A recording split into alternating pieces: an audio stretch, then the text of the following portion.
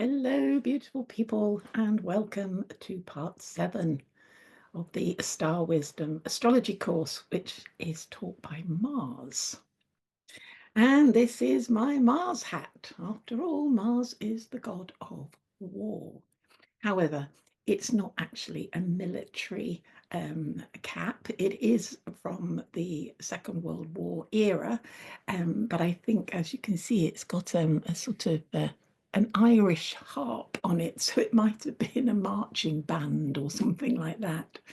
But it has that sense of command. Mars is about action.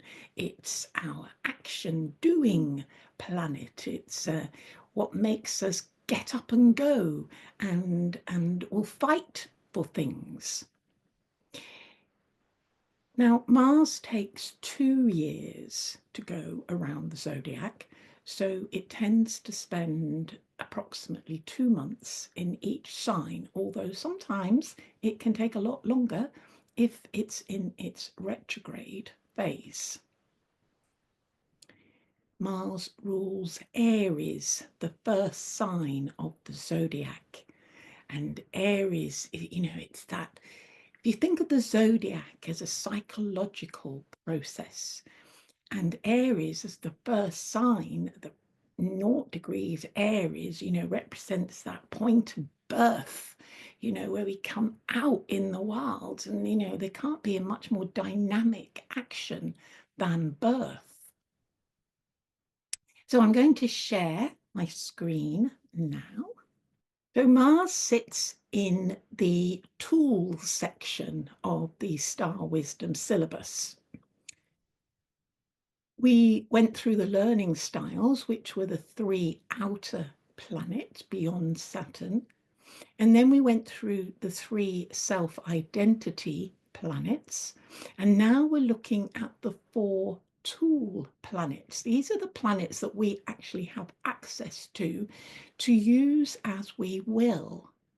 And will is a very operative word, because Mars is a yang planet. It's all about willpower.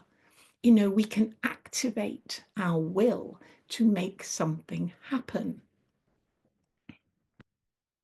And if you remember, the yang planets are all about things that we have to memorize.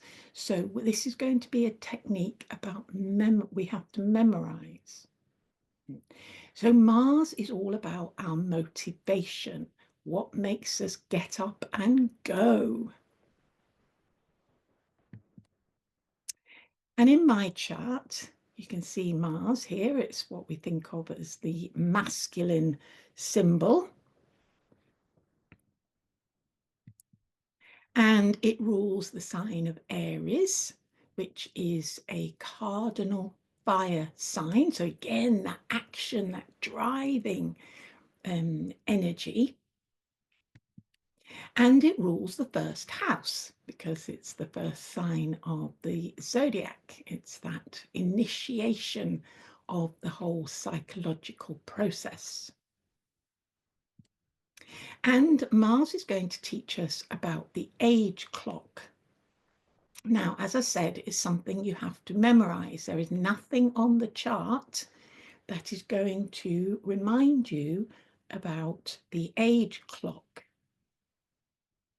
But it is the most useful technique that I use. It's, in fact, once you've got a hang of the position of the planets, the elements they're in, the houses they're in, once you've got a hang of the hemispheres and the quadrants, which mostly you can just see by eye, the age clock is the most significant tool that I use. I go there first. So first thing I do is I look at the age clock and where is this person in their chart in terms of the age clock. The age clock, it's like looking at the chart as a clock.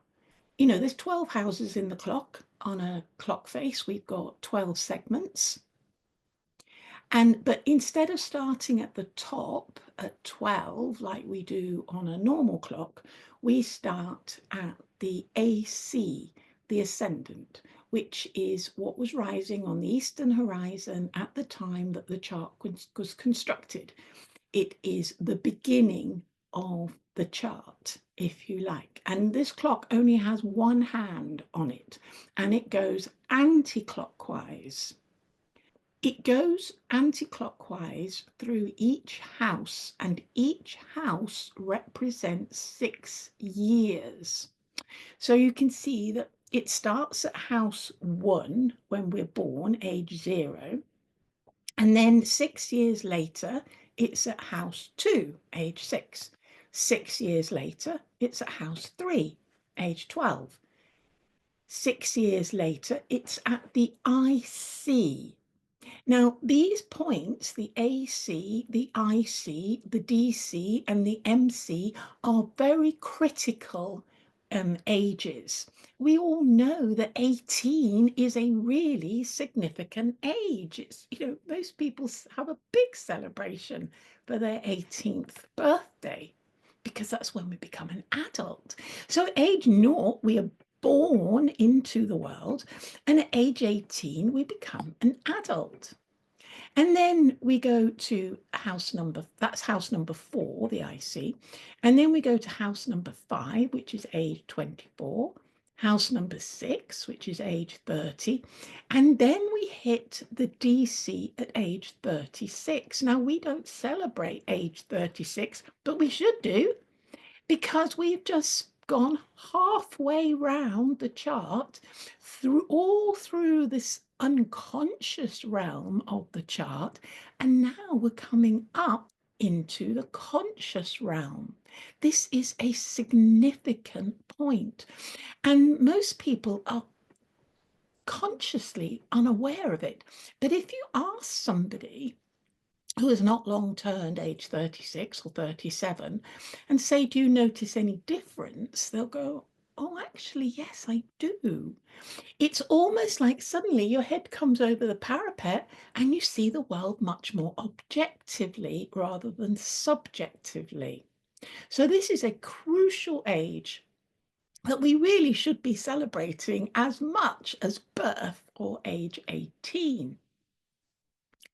And then we head off another 6 years, age 42, another 6 years, age 48, and then another 6 years, and we arrive at the MC, age 54. And again, this is a crucial age. It's the highest point in the chart. It's the point of individuation, where we stand in our authority, in our uniqueness.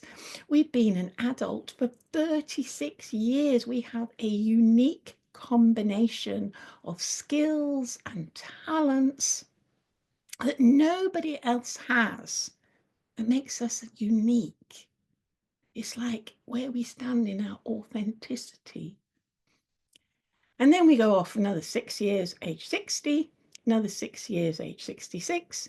And if we're lucky and we get back to the AC, age 72, and we go back into what is called our second childhood. It's like we have an opportunity to come out again, to be reborn again with all the enthusiasm. And if you talk to people who are in their early 70s, they often are. It's like they have a renewed enthusiasm for life. Now, as I said, these points of the AC, the IC, the DC, and the MC are really significant points. If you remember from our work on the qualities, these are the cardinal houses. They are initiating houses. They are where we come, it's almost like we have a renewed energy to get on with something. All the house cusps, when the age point lands on a house cusp, they're all important because the house cusps are the outer world. The houses represent the outside world. So any house cusp takes us directly into the outside world. And it's like a new initiating phase where we come out into the world. But the four cardinal points are the most significant. And it's this process of developing the self. So the first house is all about self-identity. If you think about it, the first 6 years of a child's life, they're learning their name, their gender, whether they're good or bad, or who their parents are, where they live, and what they enjoy, things like that. They're learning about themselves. In the fourth house, where we've just become an adult, we're often setting up our own home. And fourth house, when we just become an adult, we're often setting up our own home. We're often becoming independent. And also, it's the house of roots. It's from where we come from.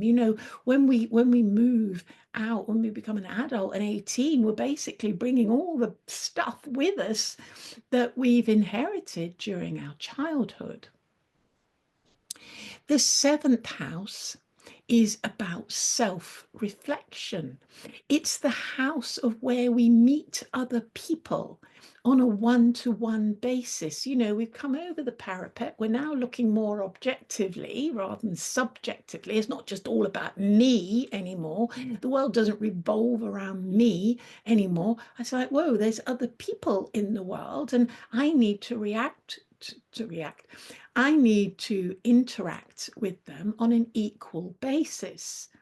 So this is where we look to other people and we see that they mirror back to us who we are.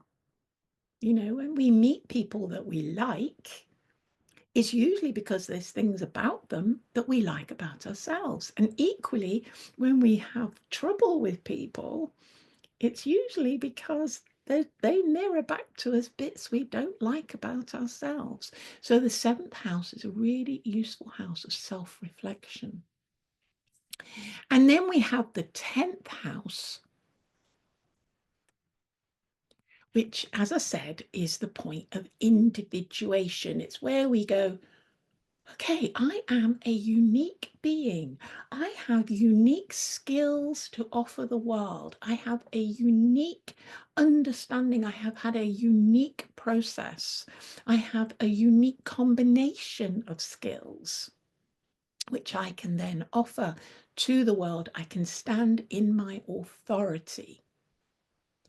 And then we come back to the first house, age 72, which I haven't got to yet. So I can't talk from experience, but my understanding is that we look again at our self-identity. Okay, so I'm still alive. I've got past my 70 years and 10. What am I supposed to do with the rest of my life? Who am I? What do I want? And what am I going to offer? And then we have the fixed houses, and these are all security based. So age 6 to 12 is when usually the child has gone to school and they have to start learning about right and wrong, and they have to start minding their P's and Q's, and they have to start obeying rules. So they're very much having to deal with the material world. They're having to learn how to cross the road or tie their shoelaces or read, because they need all these things in order to function in this material world.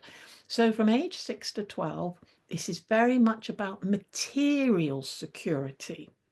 People who have a dominant second house, they need security. And to start with, it will always be something material, whether that is home or parents or friends or career or money. Eventually, hopefully, most people will get to a point where they realize actually the only real security is their connection to their spirituality, because it's the only thing that cannot be taken away. Every material thing can be taken away, can be lost, but not your connection to source. So ultimately, that's where your true security comes from. But from age 6 to 12, you're not really thinking about that much. You're thinking about whether you're going to get your favorite food, or whether somebody's going to come and fetch you from school, or whether you're going to be good in class, etc., etc. And then we have the 5th house, which is all about love. You know, we all need love to feel secure. And the 5th house rules relationships and children and what we love to do. Remember, it's ruled by the sun. So it's all about what gives us a sense of joy and happiness. It's about love. And love is a very strong security impulse. And that's from age 24 to 30, which in the old days was usually when people would get married and have children. And then we go to age 42 to 48. Now, this is one of the most significant areas in the chart, and we're going to come back to that in a minute. But in terms of its security, it's very much about status, social status. And people who have a lot of planets in the 8th house, they're often like in the police or the army, or they're lawyers or something like that. They have a social status. They have a sense of power. The 8th house is ruled by Scorpio, which is all about power. And then we have the 11th house, which is all about community, because we all need community. We are social beings. We need the security of community. And this is age 60 to 66, which traditionally people would retire at 60 and they'd go and find a golf club and go and play golf, and they'd go and meet their golfing friends, or they'd join UA3, University of the Third Age, and they'd go and meet like-minded people. They'd go and find their community. I forgot to say, the 2nd house is ruled by Taurus, the earth sign. So you'll notice that each of the houses, the 4 houses, is a different element. So we have earth, fire, water, and air. And then we have the mutable houses, which are more about growth. Remember, mutable is flexible. It is able to take what has been created and change it into something else. So the 3rd house is the house of communication, age 12 to 18. You think about teenagers, they're always nattering to each other. I remember as a teenager, it was how many people could we squeeze into a phone box? And of course, now they're all on their mobile phones. It's all about learning how to communicate with other people and to be able to change energy through that communication. So that's age 12 to 18, about communication, and that's an air house. And then we have the 6th house, which is age 30 to 36. And this is about service. So most people, when they get to about age 30, they get up to think, I've been very self-orientated. It's all been about me and what I want. What can I give back? What can I offer to other people? And so they're changing the outside world through their service. And this is an earth house, practical, ruled by Virgo. And then we have the 9th house, the house of spirituality. This is a fire house. It's ruled by Sagittarius. It's where we want to expand our awareness The ninth house is also about travel and about higher education. But I like to think of it as about spirituality, because it's where most people start to think about, what is it that I believe between age 48 and 54? What is it that I think? What do I believe? We've been fed so much information, we've been told so much, and now it's like, well, hang on a minute, do I really believe that? And then we go to the 12th house, the last house, which is a water house.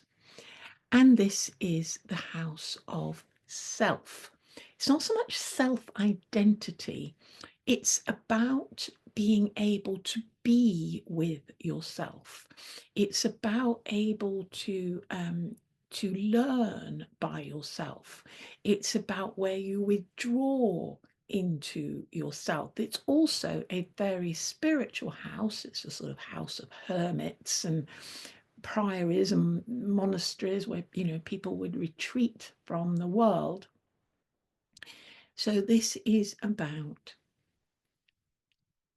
how I develop myself. Who am I? Who am I? That is the 12th house, and it's usually what we're doing around between age 66 and 72. And once you get to that age, which I am, you'll notice that you have a really strong desire to withdraw from the world. You need your own space. You need to just be. Remember this picture where we have the two house cusps. So I'm doing this as if it was the first house from age 0 to age 6. And remember, I talked about there's an energy curve that goes from each cusp, from one cusp to the next. So the cusp were very out in the world because those are out in the environment. And then as the age point goes through the house, it tends to become more inner. So at the cusp, it's very outer, and then it starts to draw in during those 6 years. And the first point it reaches is the balance point, which happens at 2 years, 8 months after the cusp. And then it reaches the invert point, which happens at 3 years and 4 months after the cusp. Now, you're probably wondering, well, why isn't it just divided equally into 2, 2, and 2? Have you ever heard of the golden mean or the golden ratio? It's the fundamental mathematical ratio that all of life is built on. Vitruvius Man, the circle with the man in it, and the ratios in that circle. It's the ratios of all the aspects of our bodies. It's the ratios of spirals in sunflowers and seashells. This ratio, which is based on the Fibonacci series. And it was discovered in the 16th century when artists started to realize that actually it wasn't totally pleasing to put your subject in the middle of the frame, that it was actually much more pleasing to put them off to one side of the frame, or just a bit above or just a bit below. And it was worked out, this particular ratio of what was the most pleasing spots. They're called the sweet spots. And so these subdivisions of the houses are based on this ratio, the golden mean or the golden ratio. And then the final section of the house can also be subdivided again into cardinal, fixed, and mutable, but don't worry about that too much. But the last little section is called the stress zone, as we did with the moon. Remember, we looked at the stress zone. And this lasts about 6 months. It doesn't matter how big the house is. It always takes 6 years. It always takes this amount of time to travel to the balance point, to the invert point, and in the stress zone. So if we look at the whole chart, the whole clock, you can see that age naught, you go into your balance point at 2 years and 8 months, and then you go into your invert point at 3 years and 4 months. And this is a very interesting age.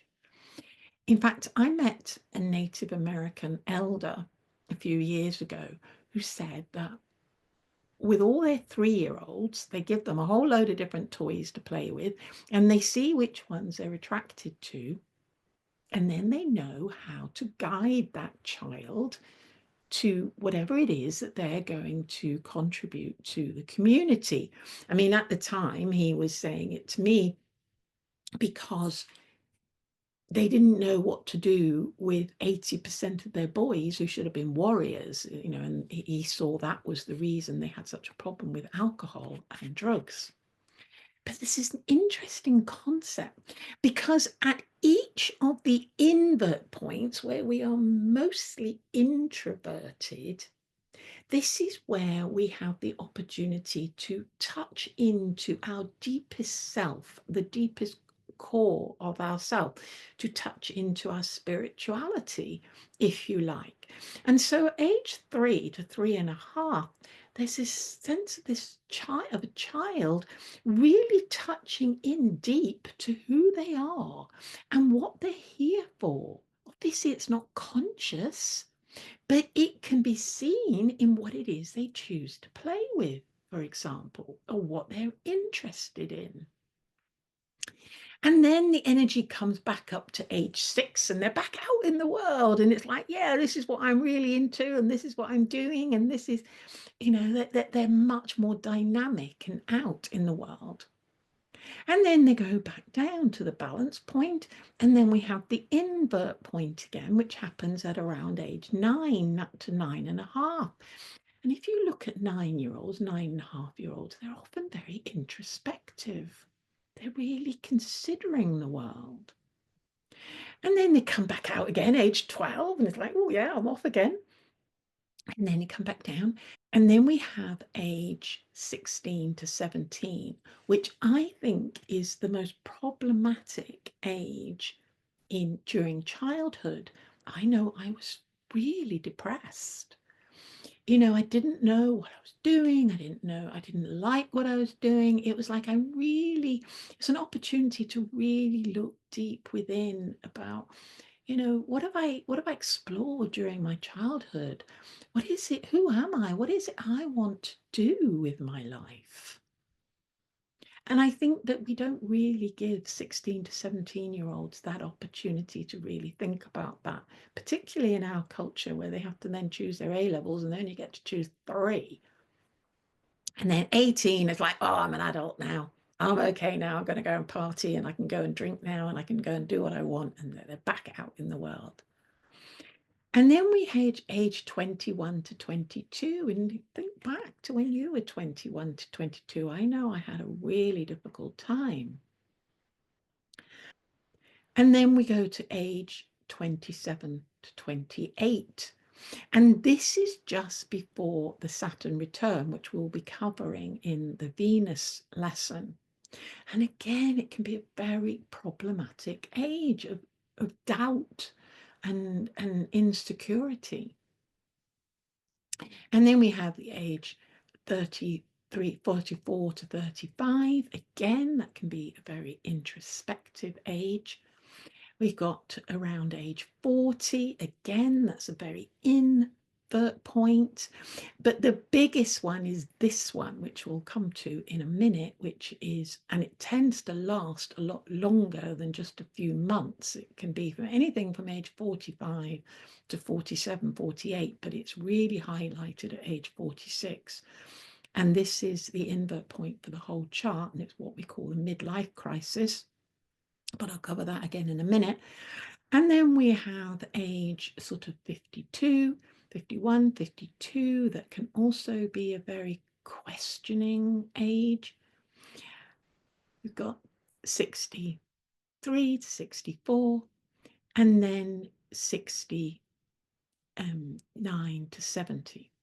These are all questioning ages where we have to really go in deep and really ask, what is it that I want? What is it I'm supposed to do? And they happen every 6 years to everybody.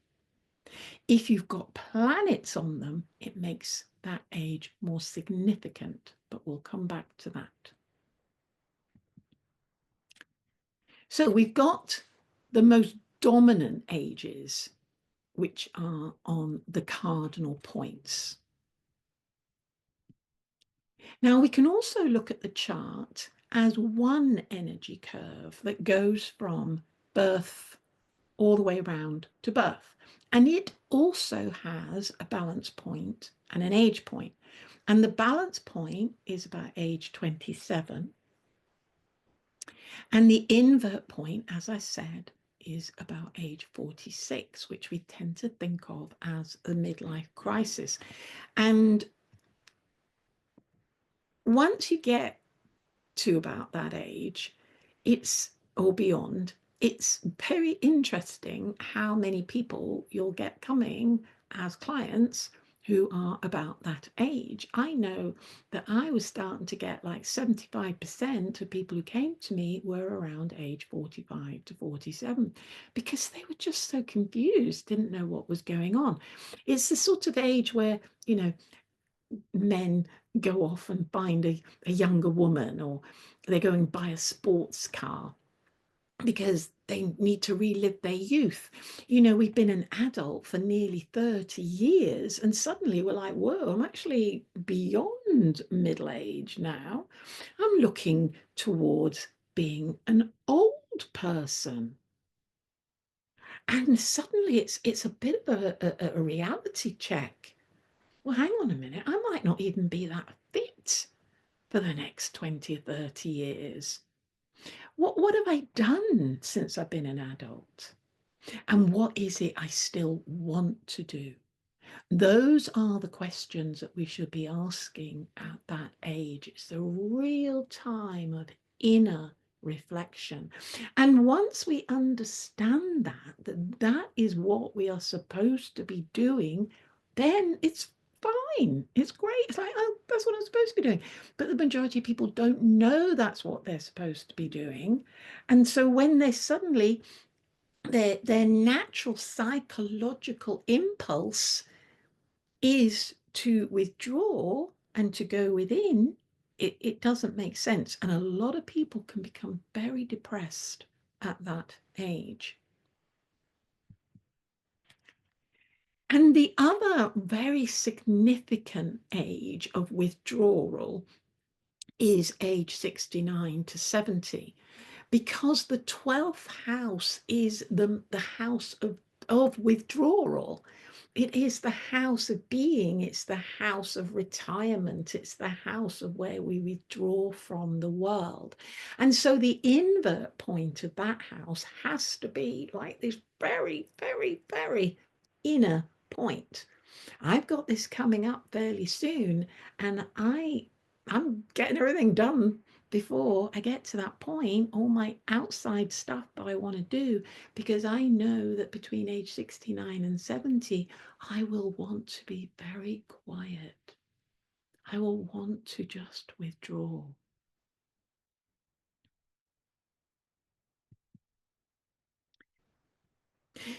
So this age clock, we can use that without a star map.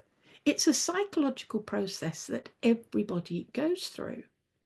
You know, somebody can say to you, oh, I'm age 25. And you can go, oh, they're just into their fifth house. They're still quite out in the world at age 25. They're probably interested in finding a partner, or maybe in having children, or definitely some sort of creative project in their career. Or you get somebody who says to you, I'm 39. And you go, oh, okay. So you're heading into the invert point of your seventh house. It's a point of reflection.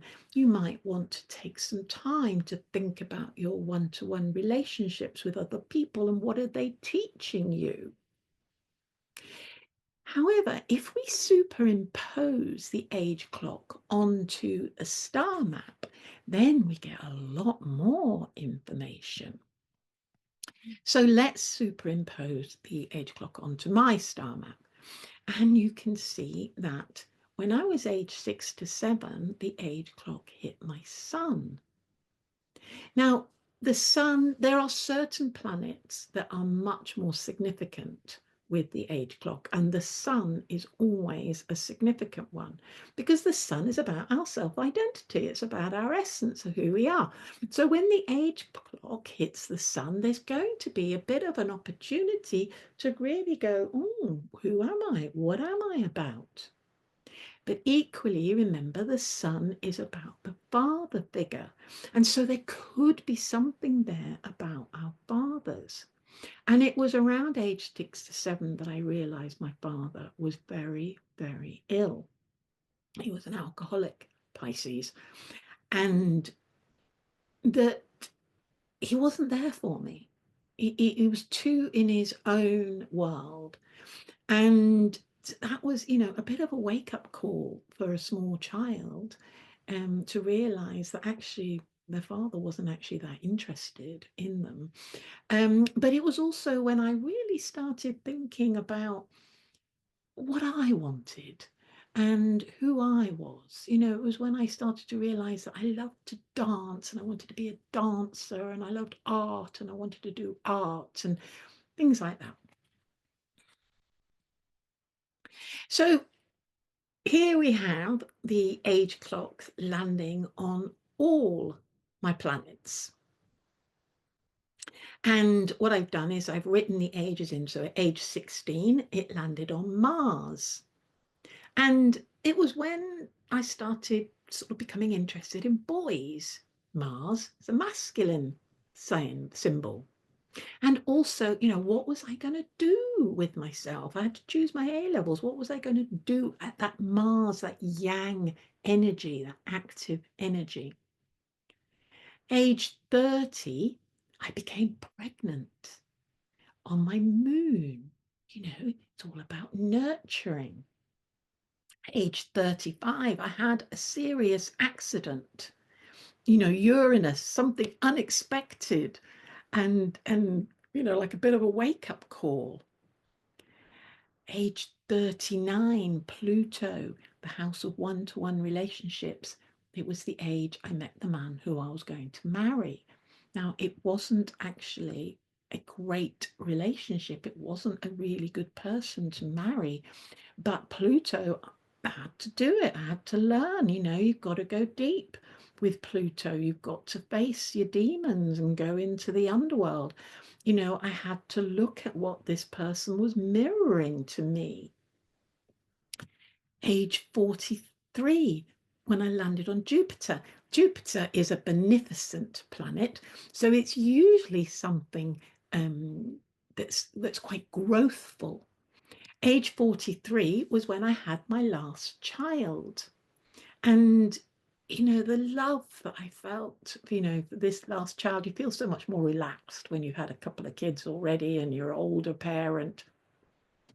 And also I really started working again at that point. I'd been a single parent for most of the time, and had been very much devoted to my children. But here I was starting to go back out to work. Jupiter's always about expanding our boundaries. And also I was becoming much more immersed in a spiritual training. Jupiter, ruled by Sagittarius, ninth house, it's about our spirituality. And then on age 48, Neptune, again, I was becoming ever immersed in this more spiritual study that I was involved in. And I went to art college. Neptune, creativity. And then I got to age 52 and I was on my north node. Now, the north node is always about our direction. And we're going to look at that again in lesson 10. But here I came out, I'd finished art college, and I was working as an environmental artist with young people. I loved it. I was teaching them all about environmental awareness through upcycled art. It was brilliant. And then on Saturn 57, remember Saturn represents our mother figure. This was when my mother died. And it was also when I really had to come to terms with my own physical environment, because I'd been looking after my mother for 3 years. And now it was like I had to re-find myself and how I was going to live and what I was going to do in the world. And this was when I really started coming back into my more teaching and teaching astrology and standing in my authority, Saturn.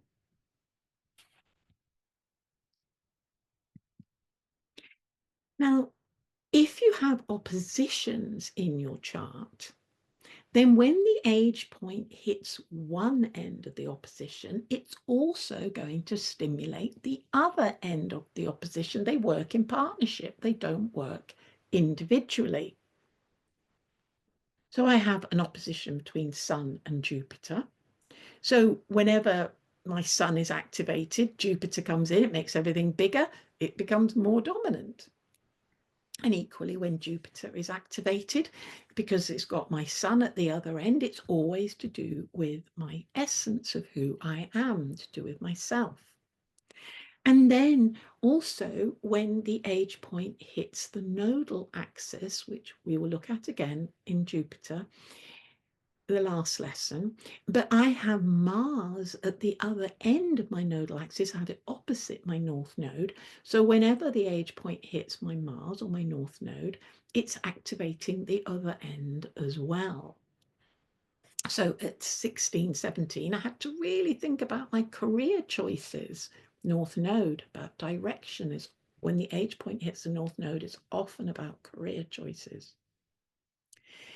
But the age point doesn't just activate when it lands on a planet, it also activates when it is opposite a planet. Now, some planets are more significant than others with their oppositions. Pluto is a very significant planet in its opposition. So I was on the opposition at age 4. Now, of all the planets, Pluto is the most problematic when the age point hits it, particularly the first time. But often with small children, it will bypass them. It will be gentle with them, and it may be something more that is going on in the family. Now, Pluto is very much about loss. It can definitely be about death, or a near-death experience, or a period of deep depression. If you don't know it's coming, if you know you've got a Pluto coming, you know you've got age point coming on your Pluto, then you can go, oh, right, I better make sure I use this at high vibration and it doesn't catch me unawares at low vibration. When my age point hit my Pluto at age 39, that was when I started really doing this spiritual training, because I knew that I had to align my will with universal will. That's what Pluto's about, universal will. It's like, thy will, not my will, be done. Anyway, around age 4, my mother lost a child, and I was the eldest of 3, and with 3 girls, and my mother was pregnant again, and we were all really hoping for a boy, and she lost the baby very late in the pregnancy, and I was really aware of this. I knew my mother was pregnant. I was excited about having a baby, and then it was gone. I had to experience death in a way. So the opposition of Pluto, whichever comes first, the opposition or the direct contact with Pluto, is always really powerfully significant. And it's actually a really good way of adjusting a birth time of a chart. If somebody doesn't know exactly their birth time, say they've got Pluto in the 4th house, so you know that something significant went on between the ages of 18 and 24, but they don't know their birth time, say within, 15, 20 minutes, half an hour, whatever. Then you can just say what happened that was really significant for you, possibly traumatic, between ages and 18 and 24. And they go, oh yeah, age 22. Duh, duh, duh, duh, duh. And then you can adjust the chart so that Pluto is on the age of 22. And then you'll have a better idea of the birth time, because you can look backwards using the astrology program. So, oppositions to the planets, Pluto. Now, with some planets, particularly Pluto, I might also look at what happens when it's at right angles, but not until the person has had either the opposition or the direct contact. It's only after one of those has happened that I would then look at the right angles to it. So I had what's called the square. So I had my first square to Pluto at age 16. And if you remember, that's when my age point landed on Mars. And it was the most depressive time of my life. I was really in a bad way between 16 and 17. When it's like, when you get this multiple effect at a particular age, so the age point was on my Mars and I had the square from the Pluto on my Mars as well, and it's this additional, and of course it was on the opposite to my North Node, so it was this increasing pressure on that particular age, and I was not in a good place at all. So here we're looking at the opposition to Uranus.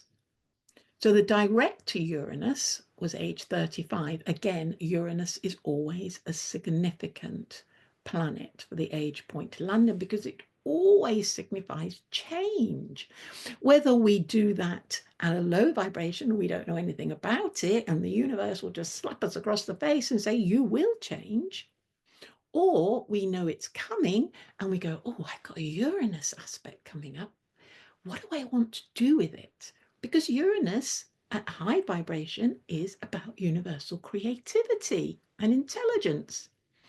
So I was a little bit unaware when my age point first hit Uranus, age 35. I'd only just started studying astrology and I had a really serious bicycle accident. Uranus is often about accidents or very dramatic changes. But from that bicycle accident, I was already a complementary therapist. It helped me to really create my complementary therapy practice, because that bicycle accident, I messed up all my face, and I treated myself with remedies, that I knew about, that I'd been studying in my complementary practice. So the opposite is going to come when I'm age 71. Remember, I'm going to have this quiet phase between age 69 and 70. So it's going to be like a preparatory phase for this age 71. Know yet what I'll be doing, but looking forward to that opportunity to do something really creative. And then we have the squares to those, which happened around age 12. Change school. Most people, have a big change around 11 to 12, change school. And age 48 was when my marriage broke down and we divorced. And currently I'm going through opposite my moon. Now remember, the moon was when I conceived my first child when I got pregnant. And I'm actually beyond 66 now, but I've been really interested because you see, you can see now that we have a 36-year cycle. It's like with the opposite happens 36 years after the direct, or vice versa.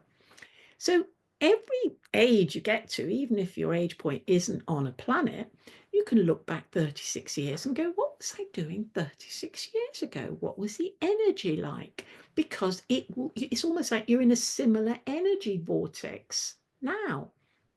So ever since my age point was opposite my moon, age 66, I've been thinking about, the process during my pregnancy and then the first year of my daughter's life. And very interestingly, when she was about 9 months old, we took our first overseas trip. I always knew I wanted to travel with my daughter, and we went to Spain for a month. And it only occurred to me the other day that exactly 36 years later, I'm going to be meeting her again to go traveling in Canada because she now lives in Canada. And I'm going to be arriving in Canada exactly 36 years later since we went to Spain for a month. That wasn't planned. It was because I'm aligned with that energy vortex, if you like. So it's really useful to just keep thinking back. Obviously, you're not going to be able to do this till you get to about age 40, but to keep looking back 36 years previously, 36 years previously, what was I doing? How was I feeling? And it won't be that you're doing exactly the same thing, but there will be a similarity there. And so when we follow our age point very closely, we can start to see a rhythm, an energy rhythm. I call it our biorhythm, and it is such a useful tool, especially when you're looking at other people's charts and you're doing some sort of counseling work with them, to look at where they are now in their age point psychological process, whether there is a planet there or a planet coming up, or whether they've got planets coming up in the next couple of years. If I'm doing somebody's chart and I see they've got an age point coming on Uranus, or any planet really, in the next year or 2 years, I'm like, what is it you want to do with that energy? How do you want to use it at a high vibration in a very creative way? Because you need to start preparing for that now. You need to start thinking about it now, start imagining now what it is that you want to use that energy for, so that when it hits, you're ready to go. You're off, rather than the universe slapping you around the face and saying, hey, come on, you need to be using this opportunity to learn something. Obviously, we always learn something, but it's much nicer to choose what we're going to do with it rather than the universe give us something bad that we then have to deal with, and then we have to grow through something traumatic having happened. Obviously, there's some things that we can't avoid, like the death of parents and things like that. And another really significant one for me was Saturn. So if you remember when I said that when Saturn, when my age point landed on Saturn was when my mother died. Now, my mother was a single parent for most of my childhood, well, ever since the age of 7. And the opposite, which I knew nothing about at the time because I hadn't started doing astrology. But when I was about age 21, it was my last year at university, and my mother became suicidal.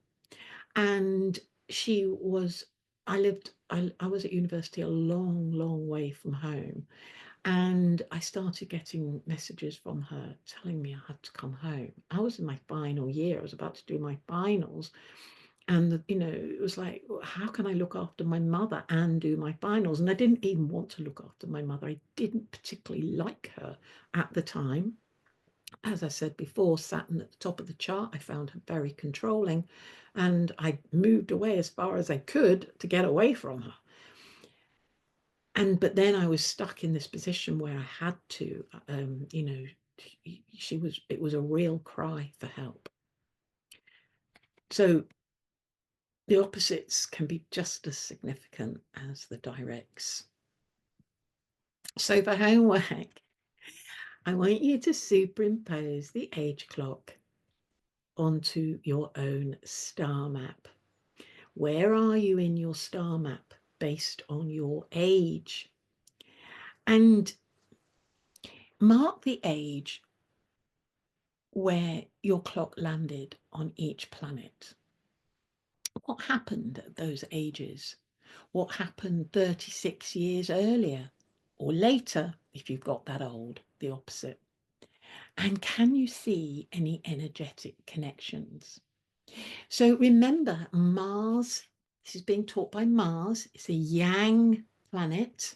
So it's about action. Our biorhythm forces us into new phases of our life.